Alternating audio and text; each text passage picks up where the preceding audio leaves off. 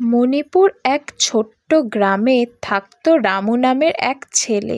সবাই তাকে বোকা রামু বলেই ডাকত, কারণ সে যা দেখত তাই বিশ্বাস করত, আর যা শুনত তাই সরল মনে মেনে নিত।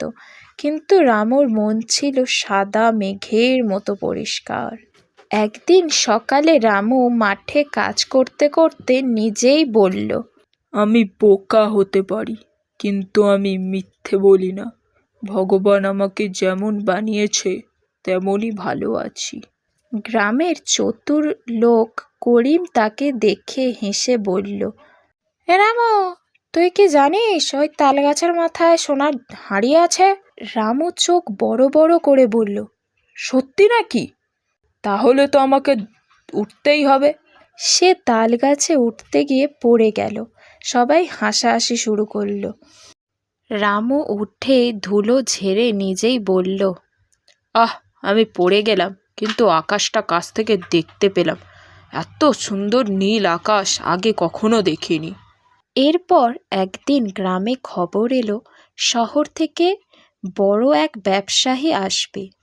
গ্রামের লোকেরা ভাবল তাকে ফাঁকি দিয়ে বেশি দামে ধান বেচবে আর অনেক তাড়াতাড়ি লাভ করবে। রামু চুপচাপ শুনছিল সবই কথা। সেই সব কথার মাঝে সে হঠাৎ করে বলে উঠল, আমি বেশি দাম চাইবো না, আমি ন্যায্য দামই চাইবো। ঠকিয়ে টাকা নিলে শান্তি পাবো না আমি, আর আমি কাউকে ঠকাতেও চাই না। পরের দিন সেই সব কথা মতো ব্যবসায়ী এলে সবাই মিলে দাম বাড়িয়ে বলল, কিন্তু তাদের মাঝে রামু সামনে গিয়ে ব্যবসায়ীর কাছে বলল, বাবু, আমার ধানের দাম যতটাই হওয়া উচিত ততটাই নিন, আমি মিথ্যে বলবো না সবার মতো। রামুর কথা শুনে ব্যবসায়ী তো অবাক। সে জিজ্ঞাসা করল, তুমি কি জানো অন্যরা অনেক বেশি দাম বলেছে? রামু হেসে বলল, হ্যাঁ হ্যাঁ জানি, কিন্তু আমি রাতে ঘুমাতে চাই শান্তি মনে।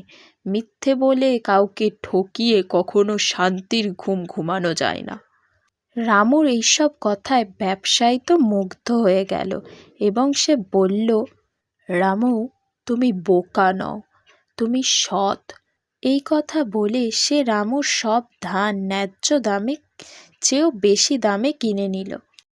এই সব ঘটনার পরে গ্রামের লোকেরা তখনই বলাবলি শুরু করলো। করিম লজ্জা পেয়ে রামুকে বলল, রামু, তুই বোকা নয়, তুই আমাদের চেয়েও বেশি বুদ্ধিমান বের হলি রে। আমাকে ক্ষমা করে দিস ভাই, এরম ভুল আর কখনো আমি করবো না তোর সঙ্গে। আমি তো কিছুই জানি না ভাই, আমি শুধু মিথ্যে বলতে পারি না। এরপর থেকে গ্রামের লোকেরা তাকে আর বোকা রামু বলতো না, তারা বলতো রামু সোজা ও সরল মানুষ। হে ভগবান, সবাই যদি একটু সোজা হতো তাহলে কেউ আর কাউকে বোকা বলতো না।